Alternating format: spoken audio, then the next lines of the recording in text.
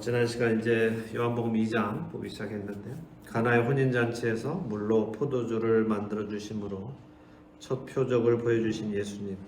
예수님이 오신 목적이 무엇인가?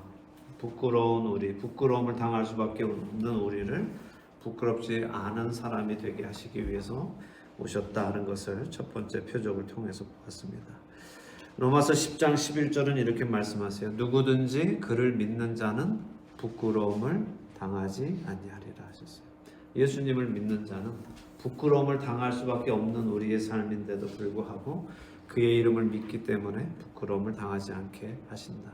예수님께서 가나의 혼인잔치에서 물로 포도주를 만들어 주심으로 큰 부끄러움을 당할 뻔했던 신랑과 신부가 오히려 칭찬을 받는 사람이 됐습니다.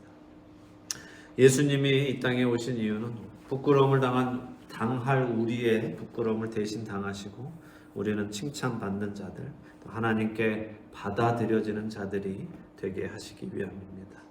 자, 오늘 요한복음 2장 나머지를 보면서 예수님께서 이 땅에 오신 또 하나의 이유를 좀 보려고 합니다. 먼저 말씀을 읽겠습니다. 요한복음 2장 여시고요. 12절부터 25절까지 우리 함께 읽어 나가겠습니다. 그 후에 예수께서 그 어머니와 형제들과 제자들과 함께 가버나움으로 내려가셨으나 거기에 여러 날 계시지는 아니하시니라. 유대인의 유월절이 가까운지라 예수께서 예루살렘으로 올라가셨더니 성전 안에서 소와 양과 비둘기 파는 사람들과 돈 바꾸는 사람들이 앉아 있는 것을 보시고 노끈으로 채찍을 만드사 양이나 소를 다 성전에서 내쫓으시고 돈 바꾸는 사람들의 돈을 쏟으시며 상을 엎으시고 비둘기 파는 사람들에게 이르시되 이것을 여기서 가져가라. 내 아버지의 집으로 장사하는 집을 만들지 말라 하시니 제자들이 성경 말씀에 주의 전을 사모하는 열심이 나를 삼키리라 한 것을 기억하더라. 이에 유대인들이 대답하여 예수께 말하기를 내가 이런 일을 행하니 무슨 표적을 우리에게 보이겠느냐.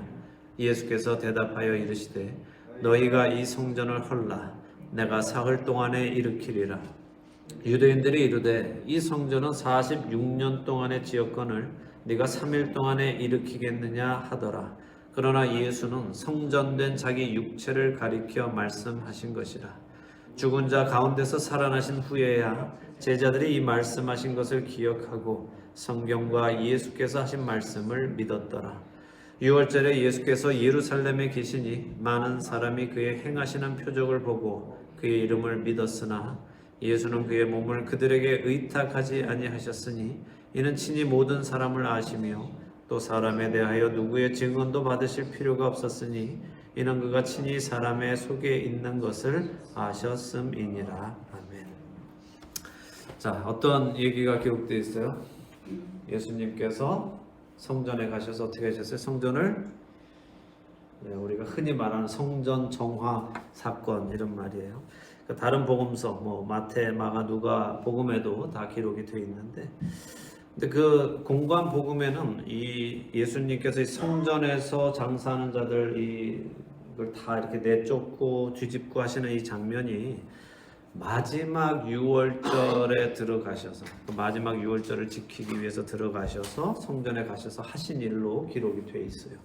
근데 요한은 이 일을 예수님의 사역의 첫 시작에 기록하고 있습니다. 그래서 학자들에 따라서 예수님이 이 일을 2번 하셨다 하는 학자들도 있고, 요한이 또 이런 의미를 가지고 일부러 앞에다 놨다 하는 학자들도 있습니다. 그럴 수도 있겠죠. 1번 하셨던 2번 하셨던 그것이 중요하다기보다 무엇을 하셨는지가 사실 중요한 거예요. 일반적으로 이 공관 복음은 마태, 마가, 누가 복음은 예수님이 성전을 깨끗게 하셨다 하는데 이제 의미를 두고 있습니다. 근데 요한은 그 사건 자체보다 이 사건이 주는 표적, 그 사인이 뭐냐 하는 것을 우리가 집중해야 된다고 말씀드렸습니다. 자, 요한이 이 사건을 통해 우리가 알기 원하는 것이 무엇인가 좀 보도록 하죠. 먼저 12절에 보면 예수님이 형제들과 어머니 그리고 제자들과 함께 가버나움으로 내려가셨다 이렇게 되어 있습니다. 이사 가셨다는 거예요. 마태복음 보면은 예수님이 이제 사역을 하시기 위해 나사렛에 살고 계시다가 가버나움이란 동네로 이제 가셨다. 거처를 옮기셨어요. 갈릴리의 바다 앞에 가버나움이란 곳으로 옮기시고 이제 거기에 가셨다가 얼마 지나지 않아서 6월절이 다가와서 예루살렘에 가셨다 하는 거예요. 자, 이스라엘의 모든 남자는 6월절이 되면 예루살렘에 와서 성전에 들어가서 제사를 드려야 했어요. 그게 하나님께서 모세의 율법을 통해서 요구하신 거예요. 이스라엘의 모든 남자는 절기가 되면 예루살렘 성전에 와서 제사를 드려라 했습니다. 그렇다면 예수님은 지금 이제 나이가 한 30세 되셨을 텐데 지금까지 계속 오셨겠어요? 안 오셨겠어요? 계속 오셨죠. 그렇죠? 어렸을 때부터 태어났을 때부터 계속해서 오셨어요. 지난 30여 년을 계속 오셨는데 이번에 오실 때는 지금까지 오신 것과는 다른 걸로 온 거죠. 그 전까지는 뭐로 왔어요? 이스라엘의 한 남성으로 오셨어요. 근데 이제는 하늘에서부터 문이 열리고 하나님의 성령이 비둘기같이 내리고 이는 내 사랑하는 아들이라 이제부터 그 예수님의 메시아로서의 삶을 시작하시면서 이번에 오시는 이 6월절 성전은 지금까지 오셨던 것과는 다른 모습으로 오신 거예요. 그렇기 때문에 오시자마자 뭐부터 하세요? 그전에는 하지 않았던 일을 하시는 거예요. 그전에 오셔서 그냥 거기서 내려는 거 내고 성전세 내고 제물 드리고 제사 드렸어요. 근데 이번에 오셔서는 전혀 다른 일을 하세요. 이 사건 들어오셔서 성전을 뒤집는 일을 하시는 거예요. 한번 생각해 보세요.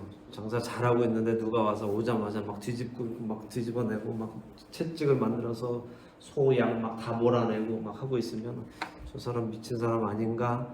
여러분들이 생각할 때는 어떻게 하시겠어요? 정말 정신 나간 이상한 사람이 하나 와서 성전을 쑥대밭을 만들구나 하는 생각을 하겠죠. 근데 이 사건을 우리가 잘 이해해야 다음 장인 3장을 읽을 때도 이해할 수 있어요.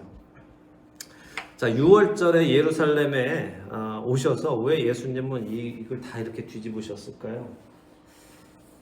6월절에 예루살렘에 사람이 얼마 정도 모인다고 생각하세요? 자, 예수님 당시에 예루살렘의 사이즈가 한 200에이커 됐대요. 200에이커. 200에이커면 얼마 정도 돼요? 여기서 대충 감이 잡히십니까? 저는 땅을 잘 몰라서 모르겠는데 디즈니랜드가 오렌지 카운티에 있는 디즈니랜드가 100에이커래요. 100에이커. 그럼 디즈니랜드가 한 2개 붙은 거겠죠.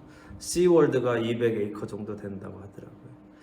예수님 시대 예루살렘에 살던 인구가 약 4만 명 정도 된대요. 어떤 학자는 8만 명이다 하는데 그러면 한 200에이커에 4만 명 정도 살면은 굉장히 이렇게 널찍널찍하게 살을 쓸 거예요. 왜냐하면 디즈니랜드에 하루 들어오는 손님 숫자가 5만 명이래요. 5만 명이 들어오는데 100에이커에 이거는 200에이커니까 200에이커에 4만 명이니까 디즈니랜드 가보신 분들 한번 생각해 보시면 거기보다는 덜 복잡하겠구나 하겠죠. 자, 그런데 6월절 같은 절기가 오면은 이 예루살렘의 사람이 몇 명쯤 모일까? 예전에 기록에 의하면 헤롯 왕이 6월절에 도대체 사람이 얼마나 모이는가 알고 싶어서 유대인들의 6월절에 잡는 그 양의 콩팥을 모아오라 했대요. 콩팥을. 그러니까 양 한 마리에 콩팥이 하나 나올 거 아니에요? 그러니까 콩팥만 모아와라 해서 콩팥을 몰아왔는데 헤롯 명령으로 모아왔던 그 해 6월절에 양의 콩팥이 60만 개였대요. 60만 개. 그러면 이제 60만 명이 왔는가가 아니라 보통 가족 한 가족의 양을 하나 잡으면 한 가정에 한 10명 정도로 잡는단 말이에요. 그러니까 콩팥이 60만 개에 한 가정에 10명이다면은 몇 명이에요? 600만 명. 그죠? 근데 이제 역사학자 요세푸스에 의하면 그 사람의 기록에 의하면 한 300만 명은 모였다는 거예요. 300만 명. 자, 다시 생각해 보세요. 100에이커인 디즈니랜드에 하루 입장객이 5만 명 정도면 여러분이 뭘 타고 싶으면 어느 정도 줄 서야 돼요. 그죠? 보통 한 30분씩은 줄 서야 돼요. 그런데 그거 2배짜리에 10만 명이 아니라 300만 명이라는 사람이 들어와서 살면 어떻겠어요? 발 디딜 틈이 없죠. 근데 이 사람들이 와서 성전에 들어가요. 성전에 들어가면 성전 세금을 내야 돼요. 자, 디즈니랜드 들어갈 때도 입장료 내죠. 하루에 5만 명씩, 요즘에 얼마야? 디즈니랜드가? 한 $100 넘는다는 것 같은데 5만 명 $100 입장료를 받으면 엄청난, 입장료만 가지고도 엄청난 돈이 되죠. 만약에 그 300만 명이라는 사람이 와서 요즘 돈으로 성전세를 $1를 내면 얼마가 들어오는 거예요, 하루에? 크게 말씀해 보세요. 전 산술 못해요. 300만 명이 $1씩 성전 세금을 냈다면 하루에 거치는 세금이 얼마냐고요? 300만 달러죠. 300만 달러. 갑자기 눈이 커지지 않아요? 대단한 비즈니스인데 하는 생각이 들지 않으십니까? 네. 자, 입장료만 그래요. 성전에 들어가는 성전 세금만 그 정도 됩니다. 또 들어가면 어떻게 해요? 세금을 낼 때도 그냥 $1를 내는 게 아니라 $1 가져오면 어떻게, 이거는 세상 돈이잖아. 자, 성전 돈으로 바꿔야지. 그래서 $1 50을 주고 $1 성전 $1를 받는 거죠. 50센트는 수수료로 또 가져간단 말이에요. 그래서 돈을 로마 황제 얼굴 있는 돈을 다른 돈으로 성전에서 쓸 수 있는 돈으로 바꿔주면, 토큰으로 바꿔주면 또 그거 가져와서 성전에 집어넣고, 또 제사를 지내야 되니까 어떻게 해야 돼요? 제물을 가져와야 되죠. 양이나 뭐나 가져와야 되는데 보통 이제 집에서 자기가 잘 해가지고 깨끗한 양을 가지고 먼 길을 여행해서 왔다고 쳐봐요. 때가 묻거나 흠이 있거나 오다가 뭐 다치거나 하면은 일단 이 제물을 가지고 오면 레위인들이, 제사장들이 이걸 다 이렇게 보고선 검사를 해준단 말이에요. 얘가 하나님께 바쳐질 수 있는 제물인가 아닌가를 검사를 해준단 말이에요. 근데 조금만 흠이 있어도 하나님께 드려질 수 없죠. 하나님께 흠이 있는 제물을 드려서는 안 되니까 이 사람들이 열심히 잘 검사를 해서 어떻게 해요?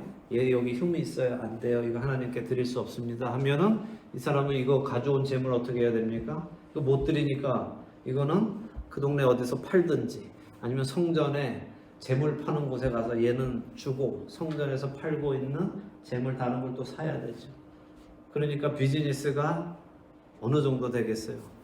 지금 오늘 여기 뭐라고? 슈퍼볼 있다고 해서 지금 난리잖아요. 이번 주 트래픽도 너무 많고, 뭐 에어비앤비 보니까 뭐 방 빌리는 게 $6,500, 하루 집 빌리는 거가 $6,500, 그렇게까지 올라오고, 정말 싸구려 모텔 $50 하던 방이 지금 $300 하고, 좋은 호텔은 몇천 달러씩 지금 엄청난 대목을 맞고 있죠. 자, 절기가 오면 이 예루살렘 성전은 어떤 일이 일어나겠어요? 대목이죠, 대목. 우리 치면 대목인 거예요. 큰 돈 버는 날이에요. 근데 이 성전 비즈니스 하는 거에 제일 위에 있는 CEO가 누군지 아세요? 대제사장 안나스라는 사람이에요. 대제사장 안나스. 당시에. 그래서 요세푸스의 기록에 의하면, 역사학자 요세푸스, 당시 살았던 역사학자예요. 그 사람의 기록에 의하면 대제사장 안나스는 돈을 엄청 사랑하는 사람으로 성전을 자신의 돈벌이 수단으로 만들어 놓고 자신의 친인척들을 투입시켜 한자리 하게 했다. 그러니까 이게 완전 패밀리 비즈니스가 된 거예요. 그러니까 예수님이 사실 공생애 하시던 그때에는 안나스는 대제사장은 아니었어요. 전 대제사장이었어요. 그리고 가야바라는 사람이 대제사장이었거든요. 근데 이 가야바가 누구냐면 안나스의 사위예요. 그렇다고 이 사람들이 레위인이냐? 그렇지도 않았어요. 당시의 대제사장은 로마가 정해줬어요. 그러니까 이 대제사장이 되기 위해서 안나스는 엄청난 돈을 주고 로비를 해서 자기 집 식구가 계속해서 대제사장을 할 수 있도록 비즈니스를 해왔어요. 그리고 그 성전 안에 있는 모든 비즈니스를 자기 식구들한테 패밀리 비즈니스로 맡겨놓고 엄청난 돈을 받아들였습니다. 이 안나스 또 대제사장 가야바 이 사람들이 다른 말로는 사두개파 사람들이에요. 사두개파. 잘 기억하세요. 다음 주에 꼭 다시 여쭤볼 겁니다. 사두개파, 바리새파, 사두개파, 에세네파 이런 파 중에 사두개파 사람들이에요. 다음 주에 더 자세히 설명을 드릴게요. 자, 그러면 이 안나스 가문, 대제사장인 안나스 가문은 재벌이죠. 이 재벌인 안나스한테 하나님께서 율법으로 절기를 지켜라 하는 이 말씀이 하나님의 말씀에 순종하는 거룩한 날이겠어요? 아니면 큰 돈 들어오는 대목을 보는 날이겠어요? 대목 보는 날이었습니다. 그래서 사람들한테 더 어떻게 강요하겠어요? 더 많이 종교적인 행위를 강요하겠죠.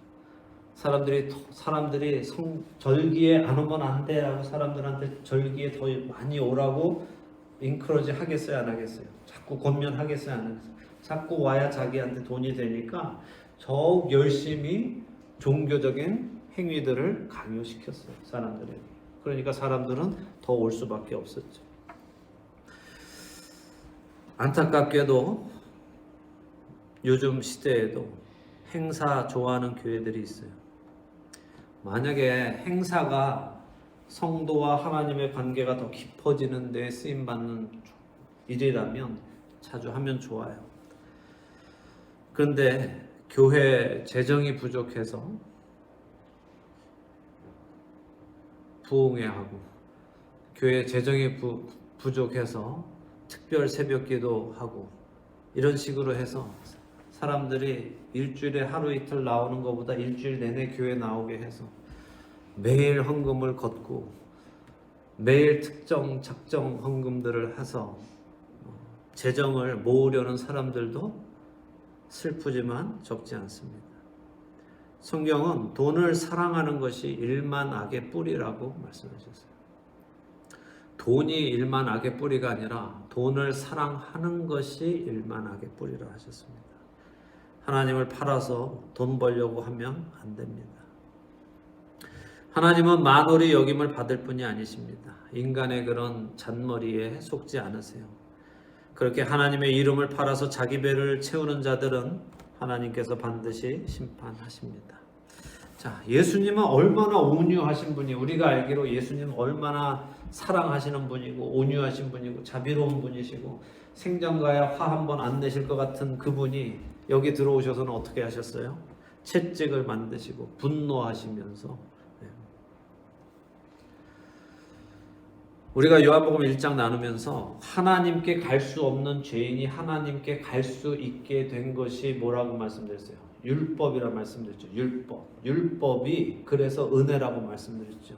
어느 누구도 하나님께 갈 수 없는데 하나님께서 하나님께로 나올 수 있는 길을 만들어 주셨는데 그게 뭐다? 율법이다. 그래서 그것이 은혜다라고 말씀드렸어요. 그래서 하나님께 갈 수 있는 그 길, 그 은혜의 길이 지금 어떻게 되고 있어요? 자기 배를 채우고 자기 욕심을 채우고 자기의 탐욕을 채우는 도구가 되어져 버린 거예요. 하나님께 나갈 수 있는 그 유일했던 길, 아직 예수님이 십자가에서 죽으시기 이전이기 때문에 온 세상에서 하나님께 나갈 수 있는, 합법적으로 나갈 수 있는 유일한 길이 그 성전에 가서 제물을 드리고 제사를 드리는 것이었는데 그게 지금 어떻게 됐어요? 완전히 자기 개인의 배를 채우는 일로 만들어 버렸단 말이에요. 하나님의 은혜를 아주 천박한 육적인 욕심을 채우는 데 사용하고 있으니까 예수님이 분노하실 수밖에 없는 거예요. 예수님은 그곳에 들어가셔서 노끈으로 채찍을 만드시고 동물들은 성전에서 다 내쫓으셨어요. 돈 바꾸는 사람의 돈을 쏟으시고 상을 엎으셨습니다. 그리고 비둘기 파는 사람들에게 이것을 가지고 가라고 하셨죠. 그리고 말씀하십니다. 내 아버지의 집으로 장사하는 집을 만들지 마라. 하나님의 은혜 우리가 돈 주고 살 수 있어요? 없어요. 이사야 55장 1절은 오호라 너희 모든 목마른 자들아 물로 나오라 돈 없는 자도 오라 너희는 와서 사 먹되 돈 없이 값 없이 와서 포도주와 젖을 사라라고 했어요. 하나님 우리를 초청하세요. 목말라? 이리 나와. 사 먹어. 근데 돈 없이, 값 없이 사 먹어 라고 하세요. 요한계시록 22장 17절도 이렇게 말씀하세요. 성령과 신부가 말씀하시기를 오라 하시는도다. 듣는 자도 오라 할 것이요 목마른 자도 올 것이요 또 원하는 자는 값없이 생명수를 받으라 하시더라. 생명을 주는 생명수를 주시는데 얼마라고요? 값없이. 하나님은 값없이 주시는데 중간에 지금 누가 나타나서 계속해서 거기에서 돈을 찰지하고 있는 거예요. 하나님의 은혜를 갈아채고 있는 거죠. 하나님의 은혜는 돈 주고 사는 것이 아닙니다. 하나님이 우리에게 무엇을 받고 그 은혜를 팔아주시거나 구원을 파시는 분이 아니에요. 하나님은 기브 앤 테이크가 아닙니다. 자격 없는 자에게 주시는 하나님의 은혜, 그 은혜를 팔아서 자신들의 부를 채우는 자들은 사람들로 하여금 하나님도 그런 하나님인 것처럼 착각하게 만든다. 우리가 하나님을 잘못 레프레젠트하면 안 믿는 사람들이 하나님을 볼 때 우리가 하나님의 은혜를 받기 위해서 자기도 뭔가 되게 많이 내어줘야 된다라고 생각하게 만들 수 있단 말이죠. 그렇지만 하나님의 은혜는 그런 게 아니란 말이에요. 그냥 주시는 은혜, 그냥 죄인에게 값없이 주시는 은혜입니다.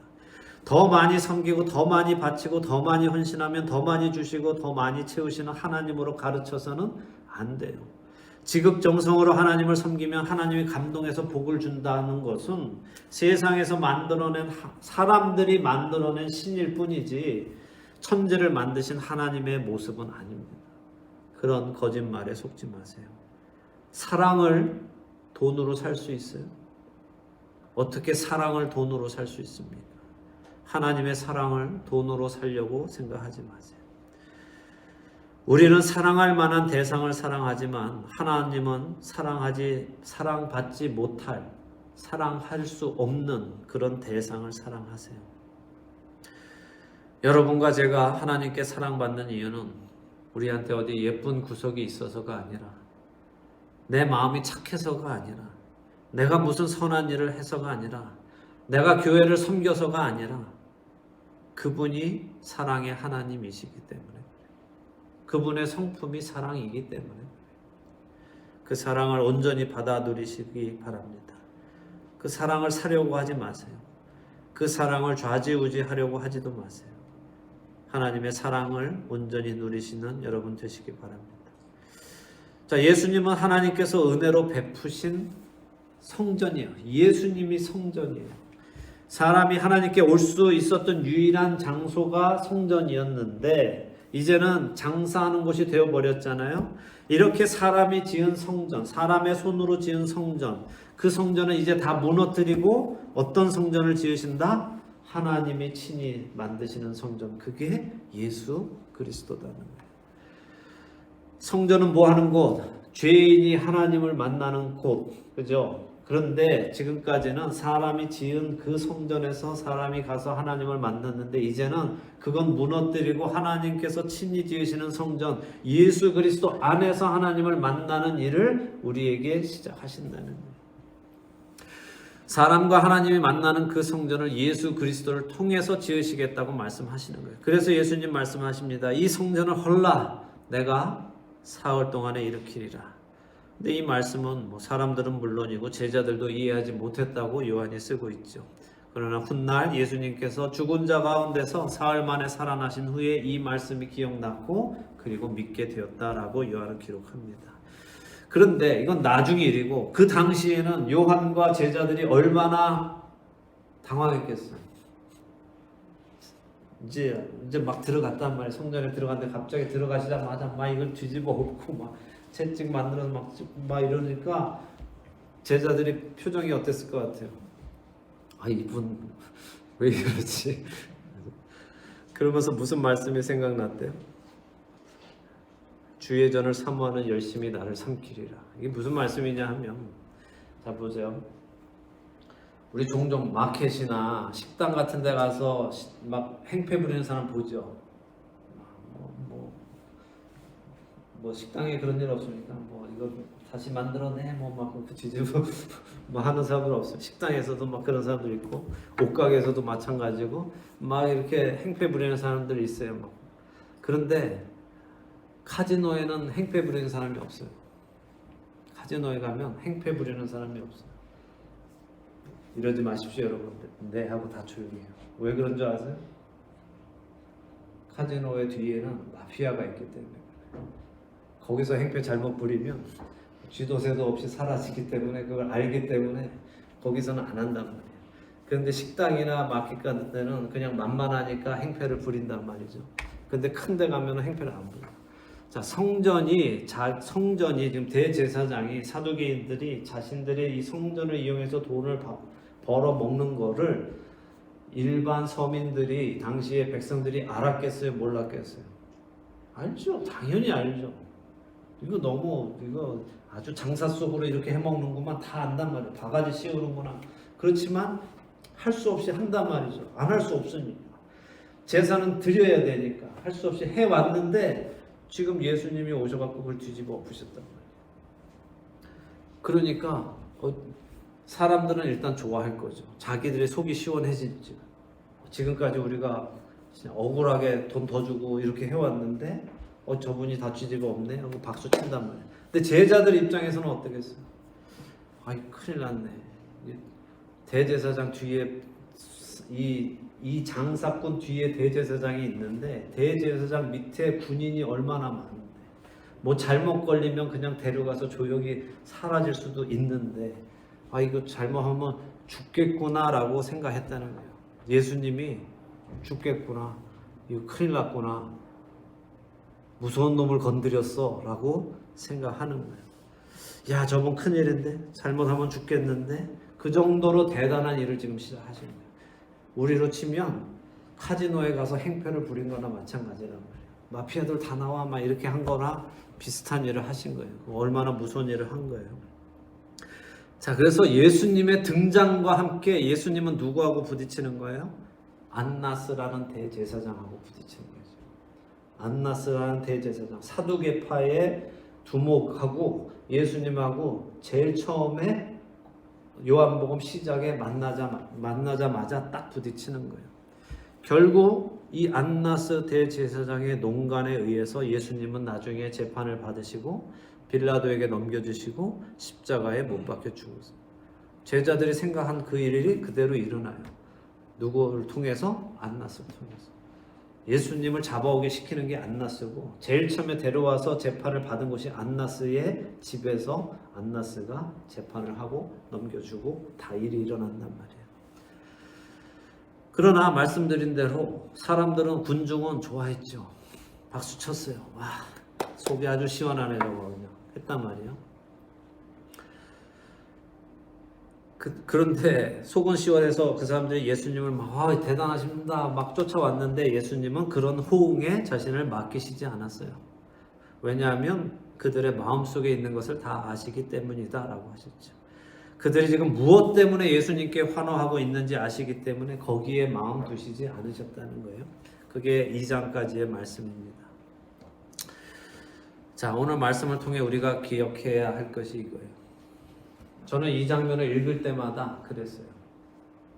예수님 성전 안에 들어가셔서 막 뒤집어 엎으시고 채찍을 막 쥐었을 때 막 채찍을 흔드시고 동물을 내쫓고 돌을 뒤집어 엎으시고 이 성전을 헐라, 내 아버지의 집을 장사하는 집으로 만들지 말라라고 말씀하셨을 때 저쪽에서 대제사장 패거리들이 왔겠죠.